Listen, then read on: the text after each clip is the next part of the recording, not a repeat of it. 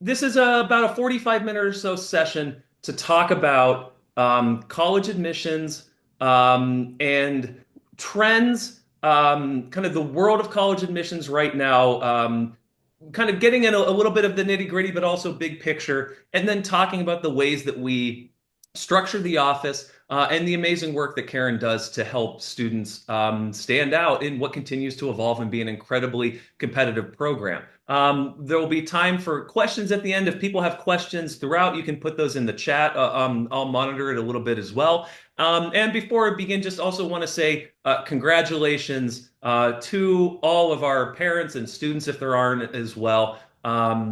We've are so thrilled to offer your children acceptances to Saddle River Day for the fall. For those of you that have enrolled, wonderful. We're going to have some great programming coming up. If you're still making your decisions, hopefully this shows you some of the value of the education we provide in the curriculum. And, as we build not just students through the program here, but to their undergrad experience and beyond, as that's part of what Karen will talk about. It's not just taking an approach where we get them to undergrad and then that's it. So, overview of the staff, what the structure is like, some of the exciting new changes that we have coming up. We'll go over the class of 2025 right now. So, talk specifically about our current senior class and where they're off to, how that year is going for them so far. And then again, some kind of big picture trends that if you are not knowledgeable of the process, this is kind of your first time really talking about college admissions. Some things that have certainly changed in the last couple of years since COVID, but maybe changed since 10 or 15 years ago, surely. And then again, go over some of the programs and things that we do to help students stand out. And then at the end, Q&A. So with that, I'll turn it over to Karen to talk about her background, the office, and again, some of the things that are new in the last year or so. Karen? Great. Thanks, Jeff. So as you can see, we are a two-person staff, and that is new this year. So actually, I ran the office for the last 12 years. My background, looking at my former positions, I was at the Kent Place School. I was also as Newark Academy as a director of college counseling. And I've worked in college admissions both at Syracuse and at Drew University. Jackie Williams, who joined us this year, has an extensive background as well in working at a yeshiva school before coming to us, and then worked at Stevens, Mount St. Vincent, NYU. So we both have backgrounds in college admissions, and still have a lot of our contacts in college admissions that we keep in touch with. We make sure that we're on the breast of what the heck is going on in college admissions. It is changing on a daily basis, and I mean that literally. We get different notifications on a weekly basis mostly, but daily. This week we have had already two big things drop in the past 2 days, which affect some of our students in the regular decision pool. So we're always keeping on top of those pieces of the puzzle. But so far, I mean, Jackie's been with us since August, so she's been great. I love it. Love having her there. And that's basically who the two of us are. Right now, I am still staying with the senior class as their main counselor since Jackie came in mid-cycle for them, and we felt it was very unfair for the students to have to switch a counselor at such a critical time. So I'm working with all 52 of our seniors. She and I have split the junior class, so we have a lead counselor. Our philosophy is not exclusive to the only counselor. We have one person who is the lead. That's the person who writes the letter of recommendation for our students. But we work together as a team. So she and I both know every single student in every single class. Right now, I am working in College Counseling Workshop, which is one of our signature programs. It's a weekly workshop where I sit down with all the juniors in groups of like 12 or 15 students, and we work on different aspects of the application. So I'm meeting with every single junior, and I'll get to know them personally. In the fall, Jackie worked with that junior class for the first quarter of the year on some of the same things, talking about how to present yourself and things to do in the college process. She has switched over right now and is working with the entire sophomore class. So she will get to know the sophomore class this semester. And currently, she and I have split the freshman class. We each have about 40 kids in the freshman class each, and we're working with them on things such as academic advising.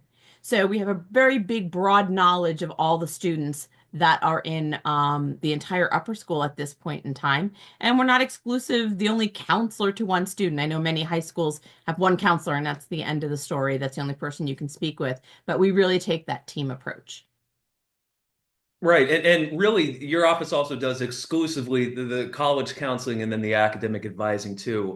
Much like public schools that would have someone doing really the both sides of the counseling, the college piece, the guidance counseling, the social emotional counseling. Those are separate positions here. So the focus of your office is fully on kind of the academic preparation and building through applying to colleges. Absolutely. And that's part of what we continue to do as we talk about it a little bit more fully, expand not how early we necessarily talk to kids about college, but talk to them about interests, academic paths. We've been doing a project or a program where we've been meeting with current eighth graders throughout the fall and this year to talk about their interests and give an idea of kind of where you are right now, how that could potentially track out through high school as well. Mhm. But we're also talking to many of the students about their 4-year plan. So in many ways, my freshman students that I'm working with, they can't think past dinner. And I really want to be like, hey, what are you doing senior year? And they're like, "Blah, blah, blah." So we try to ease them into it because I know, especially for our freshmen, it's tough. You've just started high school. So right now we're working on what do you want to take sophomore year? So we'll work on that for the next like 2 or 3 weeks or so. Then we're off on spring break. And when we come back in the spring, we're going to talk a little bit more about, okay, we've just explored, I had them explore majors. So each student was actually picked out of a hat, a major. As if they're not very familiar with a lot of different majors. So they had to do a project where they're presenting the majors to their class. So it's been great for the students to educate each other on what kinds of majors are available. And that goes everywhere from what careers the major can go to, that goes to what kinds of courses you would possibly take in college, and then what courses you would take in high school. So that's been a way of us to ease the students into thinking about a 4-year plan. So what we plan to do is leave that 4-year plan in their file in our data system called SCORE. And in that file, we're going to tweak it every single year because we don't know. The kids just change so rapidly, particularly between sophomore and junior year. I see such a change in the kids, and their career direction may change and their course direction may change. So we're making it very fluid, but at least they have a path and a way forward. And I think that gives them a lot of stability. We noticed coming out of COVID, many of our students kind of craved that stability. So we want to give them the little bits of stability that can help them along their way. And obviously, everything is pretty fluid. So speaking of stability, these are our seniors, the class of 2025 that we're currently working with. We have 52 students in the class. As it says, we processed 442 applications for those 52 students to 166 unique colleges. Um, we're hitting about 54% right now of the classes enrolled through early decision or early action. So that leaves a little, I would say, under half the class that are still looking. They're in the regular decision pool, but all of our students have are sitting on admits as of right now. So they have a place to go. We just don't know where they're going to end up going once regular decision comes through. So I have some students we're working with right now that are working on deferrals off of an early program. So we're sending extra things to those colleges just to make sure the students are keeping in contact with the colleges. So we're really excited to see what regular decision brings for our students. I would say right now we're kind of at halftime. So the round ones of early decision and early action and the round twos of early decision have all come through. And now we're waiting on regular decision. So we should start hearing from those schools usually mid-March. And all of those decisions will be out by April 1st. Now, with that being said, I'll tell you about some of the trends a little later that will elongate this process past April 1st. But I will say that we have used early decision, particularly as a strategy for many of our students, which does accelerate the college process. But since we have dug down into the lower grades, it makes it a little more palatable for the students, where they've been thinking about these things and making decisions a little earlier than many of our counterparts in the public school system. So, as it says, about 96% of our students did apply ED or EA or a combination of that. And Karen, for those that are just kind of starting to think about the process, can you just go over the difference between early decision and early action, and of course, a regular decision? Absolutely. Early decision is a binding program. So the students apply early decision round one has deadlines of November 1st or November 15th. If those students are being admitted, they will know in December. And at that point, it is assumed that they will enroll at that school. There's a lot of paperwork that we file, everybody signs everything. So early decision is binding in that way. Early decision for many schools also has a round two. Not every school offers round two, but many do. They have a January 1st or January 15th deadline, and those students literally just found out a couple weeks ago. So we've had students at the beginning of February who were admitted through an ED2 program. Again, binding. So if they're admitted, they are going to the institution. Early action is a very different program because it is not binding. So the students may apply. I think my earliest early action was October 15th, and then some are November, some are December, some are January. And early action basically just means that they find out earlier. So with an early decision program, because it is binding, many of the colleges will admit about 50% of their incoming class through early decision. It preserves their numbers. They know the students are going. With early action, there is no preference for them. The students just find out earlier. There is no dip because early decision, they tend to dip a little if they want to take a little bit more of the student body. So it is a good strategy.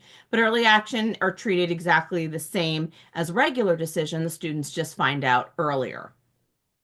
And then regular decision is your standard, I think what a lot of us are used to, the January 1st, January 15th dates. I have some that are February 1st, some are February 15th.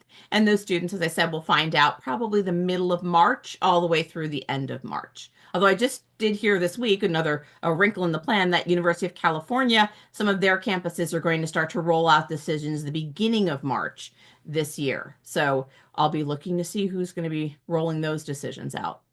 Um, but that's pretty much the different ways. There are nuances to some of these ways. So, for example, a place like Stanford, they have early action, but it's called early action single choice, which means it's not binding if you get in, but you cannot apply to any other early decision school or any other early action school. You can only apply to them, even though it's not binding. So with a school like Stanford that has an admit rate of about 1%, that becomes very difficult as a decision because you're kind of giving up the strategy of having that early decision or additional early actions. So when students are looking at those types of schools, we have to be really, really sure that this is exactly the way that they want to go.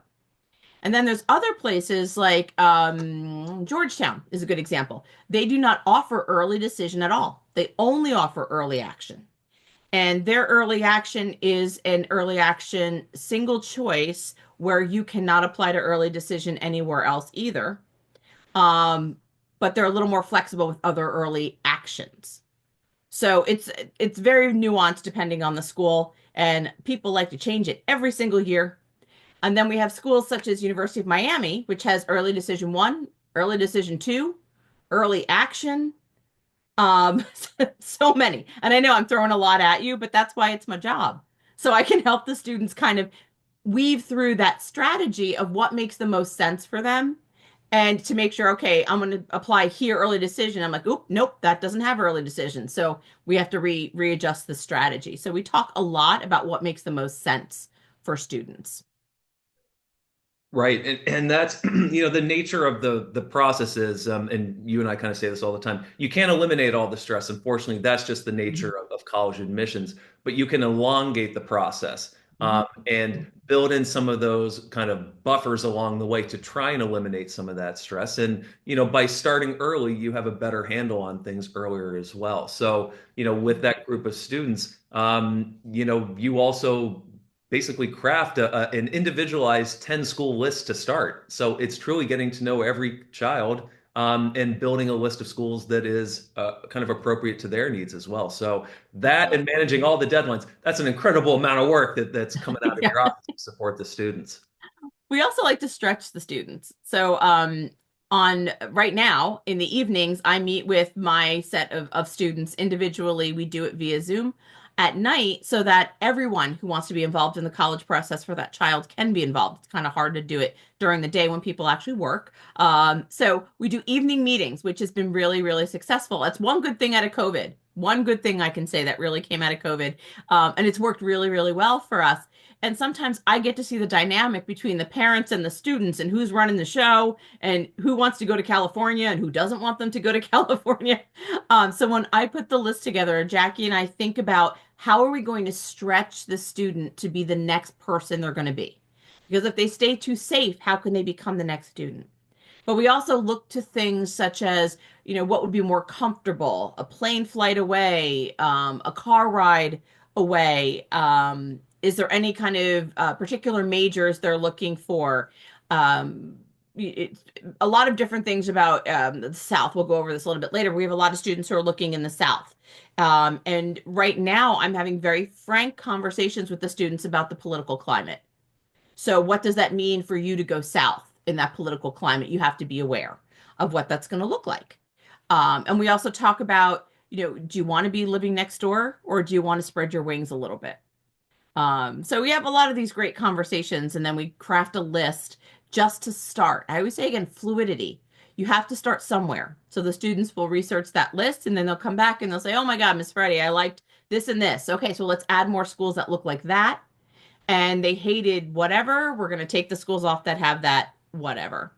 And a lot of it is going to be they're online. A lot of it during spring break. A lot of our students are right now, our juniors are setting up their or have set up their spring break trips. So it's nice to see the boots on the ground approach that the students are taking, and they'll come back and they'll give me a lot of feedback. So we can craft even more colleges into their list before we do that final list in the fall. Right. And I love too that 166 unique colleges is great. That's a lot of different options for kids. And you'll find with this list that we kind of have here of where kids have gone, there's some singles, but there's then multiples here. Like in the senior class too. It's not the case even with the small school of only one student might get into a specific school when applying. We have two in the senior class going to Cornell, we have two going to Duke, we have two going to NYU, two going to Vassar for an example. So just because there's another student or two or three applying there doesn't mean that that's necessarily going to impact the admissions for everyone too, which is great to see. Absolutely. Absolutely. And we're not done yet. So we may have multiples to these schools as well, other than just the two. NYU is my guess. We'll have a couple more that may be going there. Good. And very exciting to see what continues to happen with the seniors. It's been an amazing start. So congratulations to you and the Absolutely. kids. Oh, I'm so excited for them. Yeah. So you touched on it a little bit, but trends as far as application process, what schools value, how have things changed in the last couple of years? What have you seen and what do you feel is kind of on the horizon a little bit? Sure. So I'll give you a little bit of a sense of kind of the trends that we've seen just with the applications themselves, and then I have other things to chat about a little later. You're going to see in the news and the media likes to tell you, oh, applications are going up and acceptance rates are coming down. In order to be a good applicant, you have to be a good applicant for that particular school. So what we have found is many students, not our students as much because we try to curb that a lot of students take the throwing darts in the dark approach. So they will do 20, 30 college applications. And mind you, at $90 a piece, that's not, it's chump change, so to speak. So we try to make our students have deliberate approaches to the application process, while many students feel if I just throw them all out, though, we'll see what happens. And in that case, they may end up at schools that don't match who they are and what they would like out of a college education. So we also have students who I'm going to apply to all the most selective colleges in the country. Okay. But it happens to be that all those selective colleges release their decisions on the same exact day at pretty much the same exact time. And for students who are looking at schools with 1% and 2% admit rates, being denied 7 times in a row does not feel good to a student. So we try to make a lot of balancing acts. So I think with the numbers going up, you're seeing a lot more of that than anything else. So acceptance rates have to come down because they have to house all of these kids and they have to keep them in decent sized classrooms. So I always say that darts in the dark approach, something will hit, but if you do it right, many, many things will hit. But I think that's why the application numbers are growing. Um, Schools and families are absolutely, myself, all of my families are reliant on using early decision, early action, as I said, to our best advantage. Early decision is a strategy. If a student has that first choice and it's logical and they're not too far away from that middle 50% that they're admitting, that is a very, very strong choice. I am nothing but honest in this process. We don't have time to kind of beat around the bush.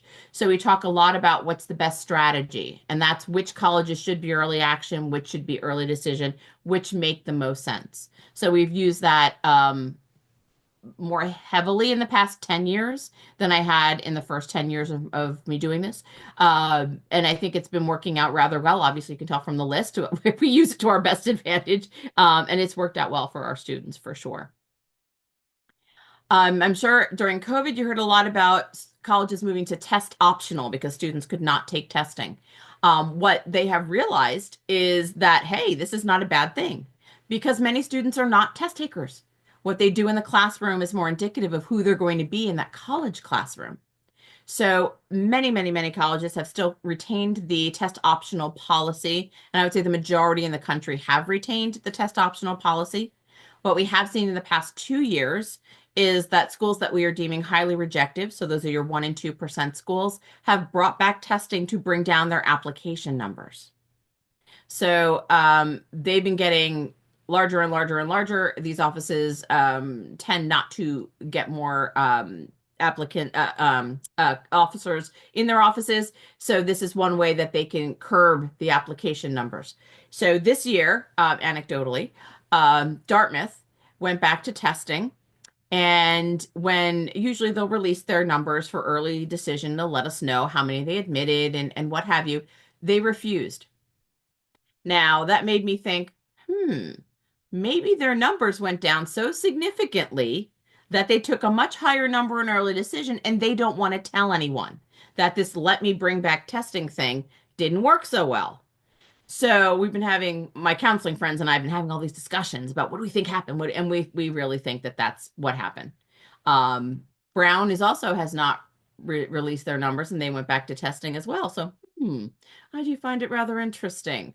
They promised that all numbers would be released at the end of this admission cycle. So we'll see if they actually weed out the early decision applicants or they roll it into their regular admit rate. So I'm kind of on pins and needles and I want to see what they're doing.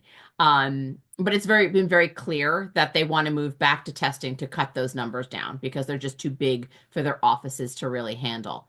In not so direct cases, they've said, oh, well, the numbers are really predictive. They're not predictive. That's been proven over and over again, not predictive. They did it for 4 years and all of a sudden they go back. So they're doing it. We have to play the game with them. But many, many schools like this week, Tufts told us that they are still staying test optional. Columbia is still test optional. Who the heck else went Rutgers went this week to say they're still test optional. So there's tons of schools that are making it loud and proud that they're still test optional and they're still retaining amazing classes. So that's been great. If you haven't been in admission circles in a while, as of 2023, affirmative action in admissions is no longer allowed by the Supreme Court. So that is not something that we're going to be looking at, that the colleges look at in admission circles. They instead have added additional essays for students to talk about their personal experience and their background. So that's where they are asking students to tell more about who they are and where they come from. So those essays are usually about a 250 word essay that they put on the application. So while you can't check a box and talk about your background, you can have the opportunity to talk about it in a small essay. So that has just been a trade-off. And that is not against what the Supreme Court has said, but it's still there, but just not in a box form, so to speak. The kind of sticky wicket for a while has been legacy admissions. So if you went to college X and your child is applying, it's really on a case-by-case basis. Some colleges have come out and made actual statements to say if you're a legacy admission, you have to use early decision. And some have said, no, we don't care. We're not going to use legacy anymore. So that's really on a case-by-case basis. what we've seen is if they took every legacy admission, the entire class could be a legacy admission. And that's not the point of education for many of these colleges is to continue to work in legacy admissions. So some of them internally have probably put proportions on them, but it's not a slam dunk like it used to be. So legacy is not what it used to be, 10 years ago, where it had a big chunk in the admissions office. It really doesn't have that same cachet that it used to have. What colleges are looking for is to increase the diversity of types of students. And I use diversity in a very broad sense. So, what a college would like to look for is a student who is angled rather than a student who is well-rounded. They do not want well-rounded students, they want a well-rounded class. So, they want students who are passionate about something and have taken a deep dive. And that brings diversity in many different ways. They're also looking for students who are first generation to college, so their parents did not graduate from a four-year college. And they're also looking for students coming from rural areas who may not have had the same educational opportunities in their high schools as they would in college. So these, the last two pieces of that piece are, yeah, we want to see people who have diversity in different parts of their applications, not just in a racial sense or in a background sense or coming from a specific high school or specific area. They're really looking for students who are going to well-round that university. And those are the areas that they've been looking for recently. We talked about something called protective yield. So what that does is the housing department gets really ticked off when you over-enroll a class. So in many cases, a lot of colleges will under-enroll the class, so admitting less students for the amount of slots that they hope to take, and then use defers from the early rounds or adding more to the wait lists to round out their classes. So if they are missing an oboe player, they can pick up an oboe player from a wait list, or they can pick up that oboe player now from a deferral that they know they didn't yield someone. They're very protective of those numbers, and to keep everything very well rounded, they want to make sure that those angled kids can be picked up at some point in the process. The unfortunate part about the wait list is that the wait list does not start until May 1st, and that's when the deposits are due. And at that point, many admissions offices will start to look to see where they have a need. And then at that point, they'll go to the wait list. Now, wait lists are need sensitive. So for many of our students who are applying for financial aid and will need additional financial aid to attend college, sometimes that does play a factor in going to a wait list. But every year it's different. And I can tell you, some years I've seen students, a lot of students get off a wait list at a particular school, and other years I've seen barely any. So it really depends on who is admitted and who actually enrolls. And then they massage those numbers to see where they're looking for those extra students. But it does help them to make sure they're not over enrolling, that they're keeping their class well-rounded, and that they're fulfilling things like if the music department needs something, or if they're all of a sudden low in Japanese, they can add those students in. So they're really looking for those niche type majors sometimes. And then kind of broader picture, kind of where we are now and what is on the horizon. Some of the things that I like to talk to students about is, well, one big thing is called demonstrated interest. So colleges want to know that you love them. And it's not enough to just say, here's my application anymore. It's visiting. We host about 100 colleges on our campus in the fall. And at that point, the students should be going to those meetings. That's showing love. Physically visiting a campus shows love. Opening an email, believe it or not. I was just talking to my juniors today, and I said, I hope everyone is still opening emails from colleges you're interested in, because now the colleges can see if you've opened that email. They can see what you're clicking on. There are marketing companies that do nothing but this. And then they can kind of look at the numbers and say, oh, Susie opened every single email that I ever sent her. She clicked on these links, then she applied. And statistically, it is more likely if we admit her, she'll enroll. So in the end, they're looking for a lot of statistical data. And this is one of the data points that they're looking at is called demonstrated interest. When you don't do something that's demonstrated interest, so for example, if they offer interviews and you've said, nope, don't want one, that could be a negative. on there, you're not demonstrating the interest that they're looking for, particularly at the smaller colleges. So that's something that we're always keeping an eye on. The more large of an applicant pool, and the larger that the institution is, those are the places that aren't going to look at demonstrated interest as much. So, like University of Michigan does not care if you have come to campus.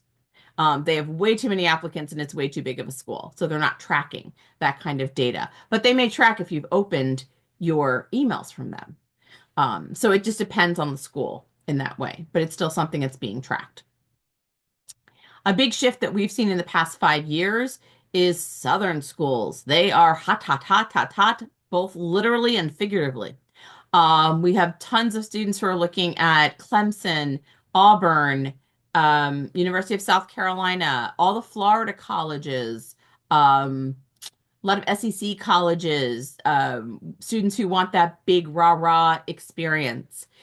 So we see a lot more of that. Even places up north, like University of Pittsburgh, Penn State, we're getting a lot of students. UConn has become really hot in the last couple of years. So we're seeing a lot of students looking at these very large institutions because they're looking for, it could be a variety of majors. They're looking for kind of that rah-rah environment. Some of them are looking for Greek life. But we've seen a trend, and that's actually a national trend that we're seeing more Southern school applications from the North, from the Northeast in particular. And for some students that works, for other students it doesn't. Some of the Southern colleges have made it a little more difficult for students from out of state to be admitted. Um, Places like the entire public college system in Florida requires testing. So for students who are coming out of state, the testing is going to be higher, hopefully, than the students in state that they will admit. So that can be a deterrent for some of our students to look at places like that, as well as University of Georgia, Georgia Tech. They all require testing, so that sometimes deters students who testing is not their strong suit. But they can apply to University of Alabama and Ole Miss. And those are schools that do not require testing. So those have been kind of staples for us in the grouping. Right now, we're seeing a lot of these small liberal arts colleges are seeing declines in their applications. Um, Students, oh, they're so small, but sometimes they're overlooking that one-on-one attention that we as an institution give to our students. So we're trying to combat that and say, hey, can you look at a small school? Using the word small, I always say, is not a great thing because we are a small high school. And trying to explain to a student that 2,100 undergraduates is big compared to what you're used to. So we're encouraging the students to look at places like go to Lafayette and hop on campus and see how a smaller school feels in relationship to a UConn or a Penn State or what have you. So we've made those kind of pleas to start helping out these small liberal arts colleges that have seen this, kind of the problems of having that big swing to these very large public institutions. So hopefully we'll see that pendulum swing back in the next couple of years. Right now, our college population's kind of flat. Even though the population of students that are college bound has declined slightly, it's being kind of supplemented by the international students who are applying to these institutions. So many of these colleges have a bit of a pick of the litter type situation where the international students, for the most part, are full pay students. So they can balance that with a little bit of the decline in the domestic students. It hasn't really hit, I would say, maybe for another 2 years or so, we're going to see the domestic population. That decline is going to really hit the offices a little bit more because I don't think they can make it up with the internationals. So we may see a bit of a swing in the next 2 to 3 years of the either a flat number of admit rates or a little bit of an up number in admit rates. I think it depends on if we see again, that swing back from the large public institutions. If that swings back in the other direction to the liberal arts colleges, it's going to all have to be balanced out in the end. So that's been very difficult to predict. And we'll see what the students think as they get a little bit further in their careers. This was actually, I say in admissions speak, this has been a pretty quiet year. I think everyone's waiting for the other shoe to fall, so to speak. many of the changes are handed down from the federal government. And with a change in administration, we're always kind of waiting to see what the next piece will look like. Um, a lot of it may do with financial aid. A lot of it does affect any kind of federal funding that's going to be coming. Will the college make up a deficit if the federal funding does not come through? That also affects state funding. So there's a lot of things that the colleges are looking at this year, and they're not making much in the way of changes. Um, I mean, the biggest change was 2 years ago, well, a year and a half ago, was the free application for federal student aid. That's the FAFSA, which is where you apply for need-based aid. That was completely revamped, and it was a bit of a disaster when it was actually rolled out. This is our second year with FAFSA. It's a little better.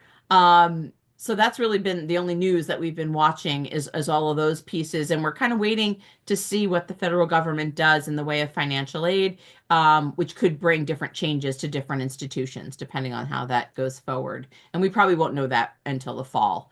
It's only been like a month, so it's going to take a little bit more time. AI and admissions. Wow, it was a hot topic last year, and it's very, very much cooled off. Um, yes, students use ChatGPT for their essays. Yes, we can detect it in about 2 seconds. I wish kids were a little slicker when they try to do this because there's not many 17-year-olds that I know that use the word moreover. And that's a big, big word for ChatGPT. I think we have started to use it with our students to help them kind of formulate ideas and pieces of sentences and things of that nature, how to use it responsibly because it is here to stay. So we as a school have been trying to do that. Colleges haven't been able to combat it that much. What they will look at is a student's transcript versus what their like their English grade and what level of English that they're taking versus what they have put in as an essay. And it's very easy to tell who has not written their own essay or who has it edited so far that it doesn't even sound like them anymore. I think after doing this for so long, you can tell who's used some kind of an AI device and who has not. It's easy to tell. I used to read a lot of international applications, and it was so easy to tell who was using Google Translate because for some reason they didn't go back and fix the grammar. So it's things like that, the little tips and hints that we can see. So it's been pretty evident for many, many of our admissions folks. What they also say is it's very flat. The ChatGPT essays are super, super flat. There's no personality to them. And meanwhile, the rest of the application has so much personality, and then you have a flat essay. So it's been super easy for them to tell if that's the case. But we haven't talked about any AI detection that any of the colleges are using at this point in time. Haven't heard any of those yet. And the last piece on here is I was joking with Geoff earlier today because I have a lot of Instagram people that I follow. And the former director of the Wharton MBA program, he was saying, oh, we want students who are passionate about things, but we don't want passion projects. It's kind of a dirty word. And he was talking about a student who said, hey, they like X, and mom and dad said, well, let's make a non-for-profit. Been there, done that. It's not appropriate for students to be doing that because it's very surface. It doesn't have any depth. What they're really looking for is a research project where there is depth, where there is something behind it that you've actually done. A lot of our students in our Gateway Honors Diploma, that's exactly what they're doing, is they're having that depth. They're showing that they've done the research and something that they're passionate about. It's not something that's very surface. So that's been another trend is to look for independent research and published research by high school students, something that has that connection of depth. Can't just do nothing anymore, and that's summers as well. So we've been talking a lot about what the students should be doing over the summers. I had a student the other day who said, "Oh, I'm just going to go to do pre-college programs at Columbia," and I said, "Why?" And they're like, "It looks good." And I said, "Oh, no, no, no." That actually does not look good. It's just a pay for play type situation. So she and I rather, were brainstorming different things to do over the summer, and we were able to hook her up with an alumnus who is going to take her for an internship over the summer. which is much, much, much better way to spend time than to pay $10,000 to take Columbia classes that aren't going to help the application in any way. So an internship is much, much better for our students, and we're really encouraging to use their summers to do that. So that's where the research comes in. That's where these depth pieces come in. Right, fantastic, and that's the kind of the starting early piece as well. It's not necessarily starting with the college stuff.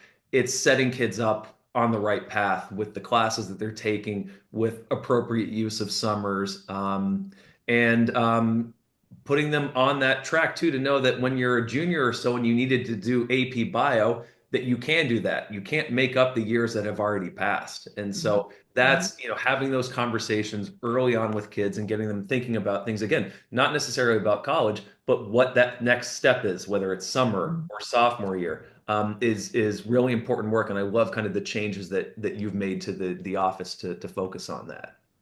um, Glad we can do it. yeah, yeah, well, and so we showed how the class of 2025 is done, which is, again, an amazing testament to our students, the program, the work that Karen and Jackie do. It is tough out there. And so every year, Karen's great in going through from the colleges she hears and giving us an idea of kind of where some of these schools, and in a variety of schools, as you can kind of see, where they are with applications coming in early or selectivity rates. So you can have a sense of what things look like in 2024, 25, because even from 10 years ago, it's changed considerably. I always think of Northeastern as a perfect example. 20 years ago, or maybe I'm even dating myself now, it used to be not as selective as it is now. 105,000 applications. So remarkable change. And Karen, if there's things that you want to kind of highlight for this group, and ultimately what that means for our kids that are applying. I think it's been, and as we say, it gets more and more selective. So you can tell just from a lot of these statistics, it's more and more selective at every school. And I'm 52. I say it loud and proud. And when I did college, this was not what we were looking at. So a lot of people, I had a family the other day. We were talking, and their students about middle of our class, the next class coming through, and they said, well, if worse comes to worse, she'll just go to University of Miami. I'm like, no, no, no, no, no. No, University of Miami is really tough to get into. So some of the things that we thought when we were all going through college, oh, we can just go here and just go there, very, very different. One of the biggest ones I want to point out is Rutgers. And as New Jersey residents, as New Jersey high school, and for those of you who are New Jersey residents, they have 77,000 applications. Rutgers has never had 77,000 applications in the history of the school. And that is a 90% increase over 2 years. That is crazy. Um, Rutgers is not the fallback it used to be. Oh, if worse comes to worse, I'll just go to Rutgers. No, they're like super selective. If you want to go to Rutgers Camden, no problem. Rutgers Newark is even getting more selective. Rutgers New Brunswick is probably the most selective right now. And that includes their honors program, which has always been very selective. They have the accelerated pharmacy program. I have a couple students applying there, one sitting on a wait list. It's a little tougher than we thought. But schools like Northeastern and NYU, and these are just numbers that they've just released. We don't even have their regular decision numbers. They're over 100,000 applicants. That's a lot of applications to read through. And granted, there are different ways to be admitted to many of these schools, like in Northeastern and NYU, and I'll go over that in a minute. That's still a lot of applications. Remember when we talked about, oh, hey, early decision is helpful for students. If you look at the stats from Duke, they admitted 12% of um, of that applicant pool for ED. What's their regular pool going to look like? So, if they've admitted 12% and that's about half the class, wow, are they going to have an admit rate of like 2% for regular? So, even that 12% is small. We have been very blessed. Two of our students were admitted in that ED pool. So we were very blessed this year to have those two students admitted, and they worked their butts off to get to that point where they're in that 12%. Um, and as I mentioned, even schools like if we look at Boston College, their ED1 and ED2 percentages I would say are pretty high. And then all of a sudden you go to regular decision and boom, they're down to 12%, or they expect about 12% according to our stats. So it's very interesting to look at that. In places like Fairfield, which I think sometimes we all discount. Oh, it's just Fairfield. Their average SATs are running 13 to 1420. That's a pretty high number. But the nice part about Fairfield is they are very dedicated to the fact that they are test optional and they're not forcing students to go in that direction. So in their early action pool, the non-binding pool, 59% were admitted without testing. So they are very true to using the transcript as their tool, and not penalizing a student if testing is not there. If testing's there, hey, great. But I love the fact that all different universities are looking at things differently, which is really nice. Um, on the bottom, looking at these numbers, yeah, we have to look at things so differently. As I said, angled students, that's really what we're looking for, as students who have passion, something for something academic, or it could be something extracurricular, so have that angle in some way, shape, or form. Every student's going to look different depending on major. So right now, computer science is an extremely hot major. That's very, very difficult for students to be admitted to without having an extremely large background in computer science. We keep expanding our computer science department, so I am thrilled. For me as a counselor, I'm blessed to have students who have taken a whole bunch of things, including Coursera courses. We've had students who have done a ton of coding. I have a student right now in my junior class who've sold multiple apps, which is great, things to put on their resume for computer science majors. Engineering is now hitting that same threshold. So we're looking for students who've done a lot of engineering work on the outside, or have done their Gateway Honors Diploma in engineering. So that depth is what we're really kind of looking for in our students. And that is what a college is looking for. So each student, depending on major, is going to look a little bit different. And then our last point, traditional entry points. Now, I'm not sure if everybody knows, but there are like a gazillion ways to get into college. And how I mean is that students are not admitted to just the fall of the next year, and that's the end of the story, and they arrive on campus like we all used to do. Students can be admitted for the summer prior to that fall. Students can be admitted to spring of that next year. Students can be admitted to, like Northeastern has a program where you can be admitted to what's called NUIN, where you start on a foreign campus. So you're in Greece, or you're in Ireland, or Northeastern now has a campus in Oakland, California. They also have a campus in Manhattan. They also have a campus in London. So students are starting on different international campuses, or not the traditional Boston campus. And also places, NYU is another example of that they can admit a student mid-year. So I have a student who's starting spring term, and they're going to be interning this past year, and they're interns this past fall, and they just started their classes. So that can be offered. Cornell is another place. I don't have any this year, but in the previous years, I've had students who were offered a guaranteed transfer. So they would go to another school for 1 year, do really well, and they were guaranteed a transfer to Cornell. So colleges are making these different decisions based on their dropout rates, based on housing, based on when they're bringing students in.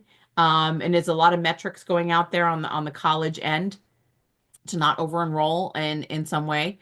So our students are getting different kinds of acceptances than they would have in the past. So the question always becomes, are you okay with that? And that's my biggest question to the students. So if you're admitted for spring, well, let's talk about what your fall could look like, or would look like, or should look like if your dream school is only offering you spring. Now, in some cases, we've had students who've been offered fall, like offered spring initially, and then over the summer, they've said, oh, hey, you want to come in the fall. So colleges change their minds as well. So that's another piece of this puzzle that we put together. Hey, you're leaving in January. Oh, I lied. You're leaving in September. So these things happen pretty fast over the year. But some students will say, hey, I love starting at Penn State in the summer because I got to take 6 to 8 credits each one of the semesters, and now I can graduate in 3 years because I took those extra summers. Or I also got AP credit, so now I'm actually a sophomore, so I get a better housing pick. And okay. So there's a lot of different, again, nuances that we go over with the students depending on what they're offered for admission, but it's not as traditional as we used to have it coming through with the You're in the fall, and that's the end of the story. So we're seeing a lot more of that. Right. And I think it's fascinating seeing kind of in print, like whenever we go over these numbers, just how much it's changed. And my Mm. goodness, how much it's changed since my days in college admissions back in like, 2004 to 2014 or so. It's a different world. And, I think Yeah. seeing the Boston College brings that point of the early decision as Yeah. clear as it gets. 31% down to 27% down to 12%. It's, clearly kind of a numbers game. And Mhm. that's part of what you have to help kids and families through significant information. And we've touched on this kind of in the whole picture, but this is what you do, and you do it very well. All the different ways, not just to navigate a really complex process that is changing every year with 2,000 different schools that all kind of will change and do different things. But then helping those kids be the pointy sticks and not rounded. So just talk a little bit more kind of generally, we touched on a lot, but how that looks here. I think in many ways, because our only job is to do college counseling, we have such an incredible benefit to our students that we can actually talk to them anytime during the day. We have access to them, like mandatory access to them at least once a week. And I think that gets them also kind of connected to Jackie and I, that they're not afraid to come in and ask a question. I can't tell you how many kids will say, I have a dumb question. And I'm like, what? When was the last time that you applied to college? And they're like, never. And I said, then it isn't a dumb question because you've never done this before. So how are you supposed to know all the answers? Okay, the relief. So in many ways, what we do in the daily lives of students is not just college counseling. It's talking about being an adult. It's talking about how are you going to grow into that next person. I mean, it's not psychological in nature, as in I'm a psychologist, but it's psychological in nature of how do you think differently? How do you think outside the box? I joke with my juniors. We just started talking about things like where you go to college is where you live. So I said to them, go on a map and find me where you're going to get your hair cut. And they're all like, oh, I never, like, they don't think about the daily things in life. I said, talk to me about 11 p.m. and you have no toothpaste. I said, are you going to bed with a dirty mouth? Your mom would not like that. And they're like, oh, I can just call Amazon. You can't call Amazon 11 o'clock at night. You have no toothpaste. So they're getting creative. I could ask a friend. I can go to the local wherever because they're looking on a map and seeing like, oh, wow, there are places around here. Um, this week we've talked about what happens when you get sick at college. And they're like, oh, I don't know. I don't know. They haven't even thought about it. I just go to the nurse. I said, what nurse? You got a whole health center. Do they have telehealth? Do they? So we started talking about like I had a student who said, well, when I have a sore throat, my mom just gives me these pills. I was like, oh, do you know what they are? And she says, no. And I said, okay, well, let's try to find out what they are over the next year and a half before you leave for college, so that if you do get sick at school, you're an educated person to figure out what goes on, and where you have to go, and how do you get to the local Walgreens or what have you. Um, and what happens when you miss class? Do you let your professor know? And they're like, oh, didn't even think about it. Does someone call you out sick or, what have you? So we're trying to also teach the students not just about this college is great, this has your major, academics, this is what a classroom would be like. We're also talking about life. So it's not just going to college, but staying at college. So making the decisions about your college list now and allowing us to make that very personal. Um, if you think about it, that's probably a better way to choose a college and a better way to stay at a college and graduate from that college. So when we craft lists with students, we're not looking for the perfect school, even though there may be an early decision. We're looking for the perfect list. And I always say to the students, if you have the perfect list and you are willing to attend any college on this list, you won. You won the admission cycle. Because if you love every college, and there's degrees of love, I mean, there are going to be schools that you love and then schools that you love. But if every school fits who you are and is a great match and you love them on some level, then you've won all this. You should not be stressed. And it is a bit of a relief when they say, okay, my list is done. I feel good about it. Yes, decisions hurt sometimes if it's not positive, but there's always the fallback. There's always these great places. So I find that our students end up in wonderful, fantastic places because we are so careful with making that initial list and encouraging students to have the fit and to like look under that rock and see if that's really the place you want to go, or is there something you can't live without that you have to have at that college. Um, we also work a lot outside of the office. So Jackie and I are traveling. We go to national conferences. I'm going to a breakfast for University of Pittsburgh in a couple weeks. They're coming locally. And then we go to other college campuses just to see what's going on. They change all the time. So there are 4,000 colleges in this country. I'm not going to visit all 4,000, but between the two of us, we can conquer most of them. At least the ones that we filter a lot of our students to, many of them in the Northeast. And they change constantly, just like we change as an institution. And we have the benefit of leaving the office and one of us or the other being there for the students. God forbid something happens and they need help. And that's why it's great that we know every single student that comes through each class. So that's been very helpful, especially this year. I was out sick for 2 days and I had a student who needed some paperwork signed, and Jackie just picked it on up and signed the paperwork, and we kept on rolling. So, and she knew exactly what he was talking about, and we knew exactly what he needed. So it's worked out really well for us to be the advocates for our students, both inside and outside the classroom, and with our college counterparts. Yeah. It's again great the amount of personalization that you provide.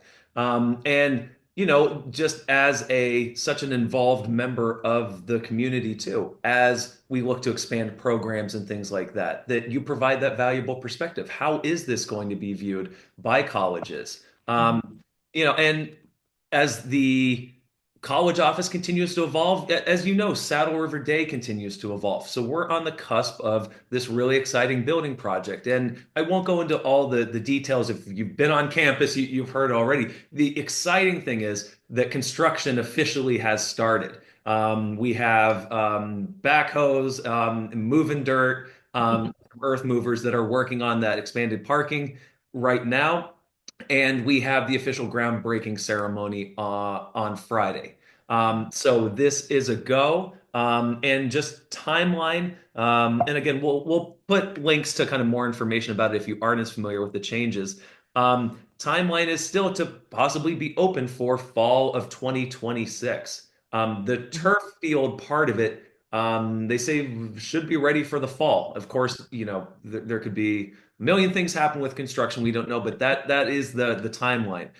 So for families, as we said, we're still on track. If you're coming in as a new ninth grader, there will be the construction throughout your ninth grade year, but this will be a very real facility for you 10th through 12th. Certainly, if you're in lower school or middle school, this is going to be a significant part of your experience. And it's something that, upper school offices will kind of move there, but we'll have classroom spaces that will benefit all of the students here as well. So that is a go. It's incredibly exciting to see giant mounds of dirt on campus. We've been waiting for that. And then the other thing too, and again, we've kind of go over this, a really active curriculum council that is always looking at how we expand the program, how we provide appropriate levels of challenge for kids, how we continue to grow.